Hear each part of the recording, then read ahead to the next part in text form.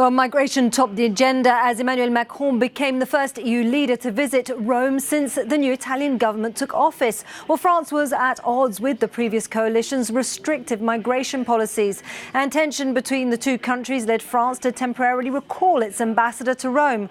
Well, economic growth in Europe and Libya also came up in discussions between Mr. Macron and Prime Minister Conte. Well, correspondent Giorgia Landi is in Rome, where she's been following the events for us. Well, good evening there to you, Giorgia. So, as we were saying, relations between Italy and France have been stormy, a bit like the weather behind you. But with the formation of this new Italian government, there seems to be an improvement in ties. So tell us a bit more about what was said between the Italian and French leaders.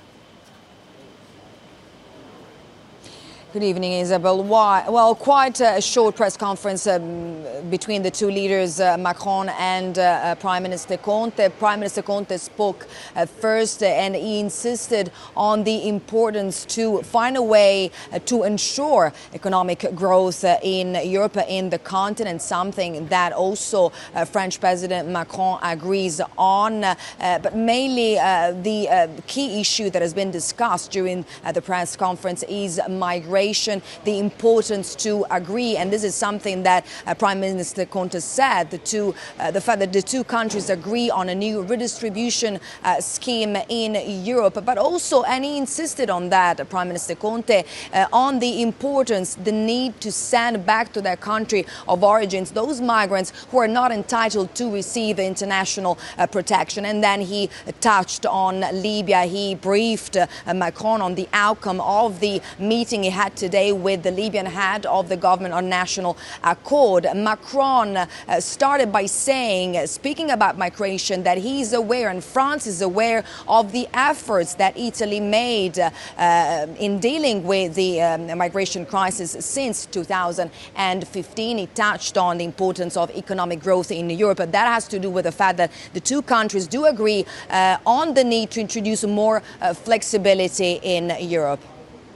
Okay, well, some potential headway made there on the issue of migration. But previously, Giorgia, that hasn't been the only area of tension, has it?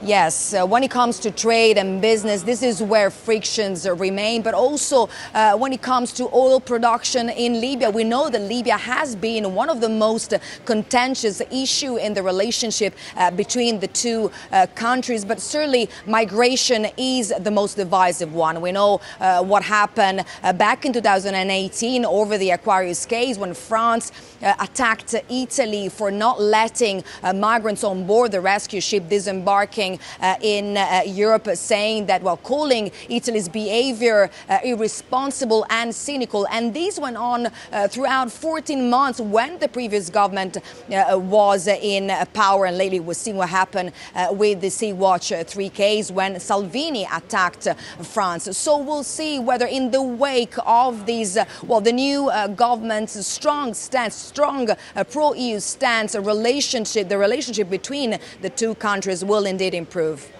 Okay, well, a potential new direction there. Well, Giorgia Landi for us in Rome, thank you.